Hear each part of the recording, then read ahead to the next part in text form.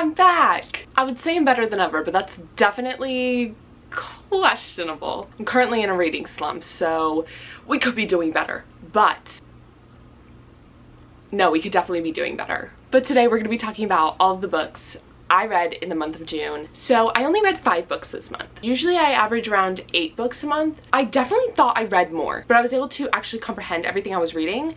So a win is a win. You will be proud of me though, because I believe all of these books were on my June hopefuls. So I'm a little proud for myself, not gonna lie. So 4 of these books are physical books, and then the other one I read on my Kindle. Let's get into it. So this month was a little all over the place. There were books I rated 2 stars. There were books I rated 5 stars. A book I rated 5 stars. There was no happy medium this month. You win some, you lose some, I suppose. But I want to start with my favorite read of the month, and that was People We Meet on Vacation by Emily Henry. It was actually a reread that I did with my book club, Lessons in Love on Fable. You should totally join because we are currently reading Book Lovers, also by Emily Henry. We've been in an Emily Henry mood. So we started with Beach Read in anticipation for Happy Place that was coming out in April. Then we read Happy Place to celebrate it in April. Then we jumped into People We Meet on Vacation. All there's left to do is read Book Lovers. I was initially a little worried for that reread just because my current Emily Henry ranking is like this. So Happy Place is at the top where it belongs, then People We Meet on Vacation, then Beach Read, then Book Lovers. Truthfully, I don't remember anything from Book Lovers. I wish I was lying. But there is just something so cozy and comforting and nostalgic about Emily Henry's writing. People We Meet on Vacation, as I mentioned before, is her most controversial book in the sense that you either love it or hate it. I personally was already amongst the group of people that loved it. But when I initially read it, I rated it 4 stars. After doing the reread, I rated it 5 stars. I just love it so much. Poppy and Alex are everything. So just to give you a little glimpse into their story, Poppy and Alex are complete opposites. They're also best friends that take a vacation together every year. That is, until all of a sudden they aren't talking anymore. We're not sure why. Do we know? No. Do they know? Probably not. That's just the way life works. But life goes on, except it doesn't for Poppy. So she's in this mental slump, and naturally her best friend asks her, when was the last time you were happy? All of a sudden she's got this epiphany. It was the last vacation she took with Alex. So naturally she proposes that they go on one more vacation together. They are going to lay everything out on the table. Let me tell you, as an angst lover, I was living for the drama. I don't care why they even stopped talking. I just love that they did. Otherwise, we wouldn't get this masterpiece. So it is told in alternating timelines, but it is only told in one POV. And I actually love that Emily Henry writes that way because it allows us to experience every emotion alongside the protagonist. So we're questioning everything alongside Poppy because we aren't getting a glimpse inside of Alex's head. Brilliant. She's a genius. A mastermind, if you will. Emily Henry converted me to a friends to lovers girly. I will never go back to the enemies to lovers trope. The only way I could be swayed otherwise is if Emily Henry writes an enemies to lovers book. I just want to preface this by saying that I am an avid 4.9 star rater, so this book getting the Kaylee seal of approval is everything. It is one of my holy grail book recs. The dedication itself was just so heartwarming. She said, I wrote the last one mostly for me, this one's for you. Girls, say less. I love it. I just resonated so deeply with this story and its characters. I couldn't forget them even if I tried. There are only a couple of books I'd ever consider rereading in my lifetime, and even after doing a reread of this book, I would do it again. Without a doubt. I'm thinking of rereading all of Emily Henry's books every year. They just give off the perfect summer vibe. All of her books are the definition of a comfort read. So a lot of people thought the end of the book was very anticlimactic. I personally thought it was very realistic, and that made it even more heartbreaking. Truthfully, I would say this book was more about the journey than the destination, very much giving character driven. As excruciating as it was to watch them deny their feelings for each other over and over again, it needed to be done. Every choice they made or didn't make just brought them closer together in the end, and I absolutely loved that. I just love the way they embraced each other's personalities. It just speaks to me. Please tell me someone understood that.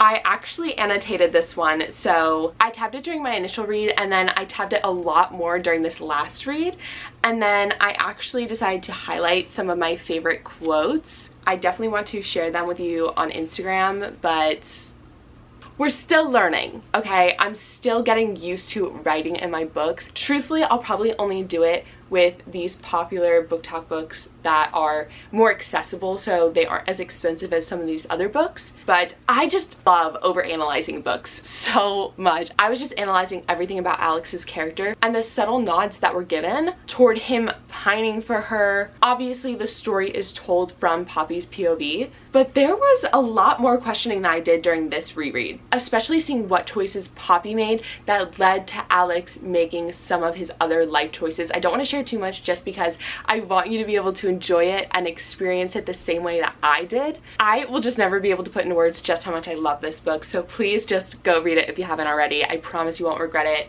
Okay, then I want to move into my next favorite read of the month. It was Love Me Today by A.L. Jackson. I actually got sent this as an ARC. Amy is just the absolute sweetest. I actually opened the PR package in my last video, so if you want to go watch that, you totally can. It was an entire PR book mail unboxing. Maybe I'll do another one because I've also got another stack of books that I'm literally staring at right now. We'll see. But the first book of Amy's I ever read was actually Promise Me Always, and it was the last book in the Redemption Hill series. For all of my dark romance girlies, please go read that series. Or even if you want to start getting into dark romance but you're a little nervous because some books just ride that fine line between dark romance and romanticizing abuse and assault, but this book just achieved the dark romance aspect perfectly. I am not usually a dark romance girly, but I absolutely loved it, so you should totally go check it out. But I was counting down the days until she released another book or series. Alas, we got the Time River series. I am so excited. They are my most anticipated reads of the year. They literally have all of my favorite tropes ever. I am a single dad girly. It is probably my favorite trope. Next to it, second chance romance. Okay, I'm living for it. So this was a single dad, small town, found family nanny romance. So good. I will say I definitely think I'm going to like the next book in the series a lot more. I enjoyed this one. I rated it 4 stars. It is all about Paisley Day. She is a horse trainer that's just moved back to Time River from the city. She's currently living with her grandfather, taking care of him. She gets a job opportunity to train someone's daughter. Enter Caleb, our Brody male protagonist. He's also rich and a single dad. My favorite qualities in a man. Okay, so on the way to meet this father and his daughter, she ends up backing into somebody's car. She's in a terrible mood now. The man is just Brody and unbearable. He's put her in a bad headspace. He's manifesting all the wrong things for her, but she's gonna put the past in the past. She's gonna move on, except when she gets to the ranch to meet this father-daughter duo. Guess who it is? Take a guess. You can never guess. It is literally going to be the same exact man that she backed into. That's good. That was a good one. I definitely ate it up. So their personalities are just clashing. Enter the drama, enter the action. They're both like, this is not going to work out. Obviously, it did end up working out. Except he ends up firing his daughter's nanny because she's being rude to this woman. He's obviously in love. He's obviously pining for her. Oh no, what are we gonna do? Except hire her to be his daughter's nanny. So now she's living with him. So call this forced proximity also. Either way, I'm living for it. But someone's after this man, okay? Someone's out to get him and his daughter. I can't tell you literally anything else about this book because it would spoil it. I will sing the praises of A.L. Jackson until my last days and even beyond them because she's just got this ability to write such a beautiful found family and small town dynamic. I am absolutely in love with both of those tropes. It very much was giving the Core 6 from the Addicted and Calloway Sisters series by Krista and Becca Ritchie. Also my favorite series of all time. We're all well aware of that though. I just cannot wait to read the next book because it comes out at the end of this year, I believe. It definitely is in the fall. I want to say October, but I could be wrong, so don't quote me on that. But it is going to be a single mom romance. I'm so excited. I'm literally so excited. We were already getting the tension in this book from that couple. So he's also low-key a player. So very excited to see the way that plays out. But let's also talk about this cover. I am just obsessed, but not only this. So she asked me if I wanted the discreet cover or the original cover. I said discreet. Boom, we got it. But then when you take the, oh, I also should share this. If anybody asks, I didn't show you that. Anyway, get a room, let's talk about it. But then when you take off the slip cover, is that what it's called? I think that is what it's called. But we get the original cover. best of both worlds, okay? I also want to say that I am usually a people cover hater, but I'm low-key living for this one. I kind of like it. It's kind of growing on me. I'm definitely saying it's on the better end of people covers. Also, I was talking to Amy about this, and apparently they're a couple, so I was like, their chemistry is amazing. I don't know how they didn't fall in love. And she was like, oh, they're actually together. I was like, okay, word, speak on it. But then she also signed it. So it says, Kaylee, you are my favorite day, because since Paisley's last name is Day, Caleb's daughter, Evelyn, tells Paisley, you are my favorite day. I think that is just absolutely adorable. Most definitely recommend. Okay, I'm not sure what one I want to share next. I'll go with The Bachelor by Marnie Mann. I got sent this by Valentine PR. I'd never read anything by this author before. I did only rate it 2 stars. I'm so sorry. So essentially, I thought it was going to be very hot. It was, but I couldn't emotionally connect to the characters. So essentially, it says it is a scorching hot forbidden friends lovers romance. So Camden is a playboy. He is, and I quote, notorious for 3 things: his command of the courtroom, his moves in the bedroom, and being the ultimate bachelor, never ever taking a woman home twice. That sounds hot, okay? Don't even lie to yourself. Essentially, Camden and this girl, I already forgot her name, Oakland. I did love that name. Apparently not enough to remember it, but I promise I did love that name. Do, in the present tense, not past tense. But they end up making this drunken pact that if she doesn't lose her virginity within a year, he'll take it. It was a little awkward, not gonna lie. So alas, a year later, it's still there. So he's gonna teach her some lessons. And on the 5th lesson, they'll do it. I don't even remember what I didn't like about this book. I think I just blocked it out so much. Let's see what I wrote in my Goodreads review. Did I even write a Goodreads review? I don't think so. I always write a review for books. I started that this year. It was one of my resolutions. Goodreads is like the McDonald's ice cream machine. It never works. Oh. I wrote a short review for this one, but I said, and I quote, if the overly touchy-feely couple in a roller coaster line were written as characters in a book, this would be it. We went from 0 to 100 with no proper character development whatsoever. At least the smut was hot though. Only redeemable quality. What was I on? That's accurate. I was gonna say mean, but in the wise words of my 5th grade teacher, it's only mean if it's not true. Do with that information what you will. It was definitely the hottest smut I've ever read, I think, though. So maybe it was worth it. I am not a quitter though. I've only DNF'd 1 book in my life. Do I regret it? No. Should I do it more? Probably. I don't want to share this one. I feel so bad. But the next book is Forbidden Hearts by Corinne Michaels. I was sent this book. I am so sorry. I rated it 2 stars. I think that was a little generous too.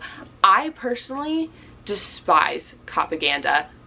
Say what you want to say, believe what you want to believe. I personally cannot read it.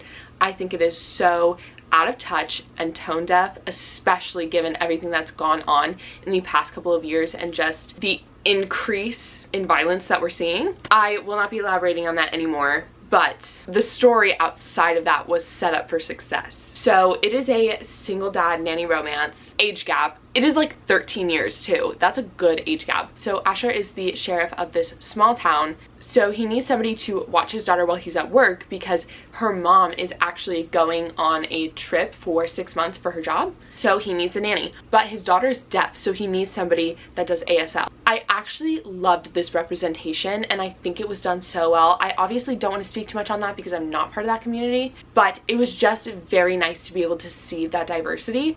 Oh, I apologize. The age gap is 14 years. And her dad is his boss. It could have been such a good story. But obviously they're living together. Everything escalates from there.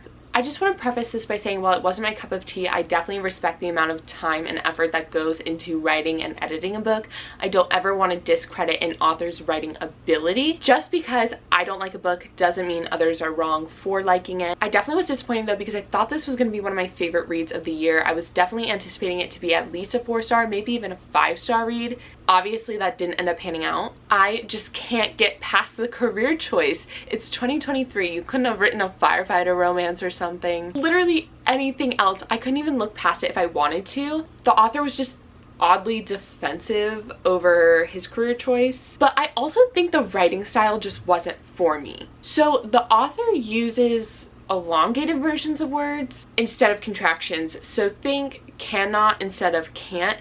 It just is too formal, especially given the age of these characters. It just made me feel so out of touch. There was also a third act conflict that was absolutely unnecessary. I despised it. I don't know why more people aren't talking about it, because Book Talk despises it. Every reader I've ever talked to despises it. It felt so cheap, and I wish I could spoil it and tell you what it is. All I'll say is it just made me root for the characters even less. Asher was just so pushy toward Phoebe and just wanted to take everything in their relationship to the next level a lot sooner than she wanted to. It gave me the ick. I also could not get past the name of the town. I just think it's comedic. So the town is called Sugarloaf. There's genuinely no critique on that. I just thought it was very comedic. It gave me a good little giggle, I'm not gonna lie. But there were a lot of similar names being thrown around, and I'm not sure if any of these characters have other books written by this author, but as somebody that's never read any of her other books, it just was very difficult to keep track of everyone. I will say the aspect that I enjoyed most and wish we saw more of in the story was the co-parenting dynamic between Sarah and Asher. It was just so healthy, and I genuinely think there could be such a nice familial bond between the three of them. Sarah was also an icon. I wish we saw more of her. Phoebe's passion for audiology was a very unique plot. Amidst all the chaos, I actually enjoyed it very much. The smut was low-key hit or miss. Gotta keep it real. But I also was not connected to the characters emotionally at all, so that could have just been me. It does look like this is going to be part of an interconnected series of standalones. I'm not sure if I'm going to continue the series. I just don't want to read stories that aren't written for me, in the sense that I already didn't enjoy this one. I'm thinking my critiques are probably going to be the same with other books in the series. So I've already spoken my truth. No need to do it more. Oh yes, then I read Sweet Regret by Kay Bromberg. Let me tell you, it was so messy. It was so dramatic, and I lived for the drama, and I loved it so much. Okay, so let me preface this by saying I was sent this book as an ARC. I'd never read anything by this author before. I was a little nervous going into it. It was a recipe for disaster for me, in the sense that it was all about this playboy rock star romance. I've only ever read one other rock star romance, and I absolutely despised it. It was the worst book I think I've ever read. But, so while it was a rock star romance, it was also a second chance romance. And as a second chance romance girly, I couldn't pass it up, okay? I needed to see what it was about. So Vince and Bristol used to date in high school. Then he became a rock star. He's part of the fictional One Direction, okay? He's part of the biggest band in the world. Obviously, One Direction. I was low-key getting Liam Payne vibes, maybe? I'm not sure. So Bristol's just trying to provide for her son. She's a single mother, trying to make ends meet. She gets a new client. She's obviously not going to turn down the opportunity. Who else is it other than Vince?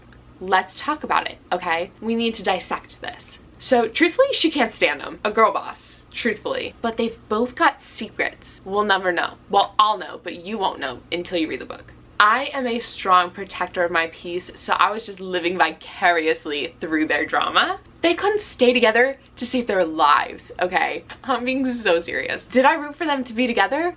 Absolutely not. Well, actually, I'm not saying I won't or didn't. Did that make sense? I don't think so. I didn't not root for them to be together. Let's put it that way. Vince was so toxic. I've never read a more toxic male than him, probably. I mean, the flags were burning red. They were so bad. I don't love the drama. It loves me, in the wise words of Miss Taylor Swift. That being said, you need to go into this with an open mind for just the prospect of enjoying it. There was a little character redemption for him at the end, but truthfully, I would never make that mistake. I would never give that man a second chance, so she's so much better than me. Let me rephrase that. I would never give any man a second chance, but especially not him. So I'll just say, if toxic men aren't an aspect that you're willing or able to look over, definitely don't read this book. I'm very pleasantly surprised that I was able to, because let's talk about it. Usually I can't. And I'm so real for that. I will say I am brutal when it comes to rating and reviewing books. So I genuinely think if I can look past it, most other people are also going to be able to look past it. Though I will say, actions speak louder than words. So do with that what you will. While there may not be other women drama, he definitely slept around a lot while they weren't together. So they were apart, he was living his best rock star life. I say this because he uses the excuse of trying to get over her to justify his actions. So side eye, definitely. Bristol though is an independent girl boss. Love her, living for her. I don't think I've ever read a secret baby trip before, but since we've already established I'm here for the show, I ate it up. Jagger was also just the cutest kid ever. The epilogue definitely did me in. It was my favorite part of the entire book. I would also like to bring to attention the talent that is writing equally as, if not more, lovable supporting characters as lead characters. So Simone and Hawk were Bristol and Vince's best friends. They balanced each other out perfectly. I am telling you, they are the people that are going to tell it to you straight. They're not going to let you sweet talk your way out of anything. Simone was definitely giving girls girl vibes. She was just giving all of the witty commentary, and truthfully, she was probably my favorite character. I wish we saw more of her. I'm manifesting a book about her.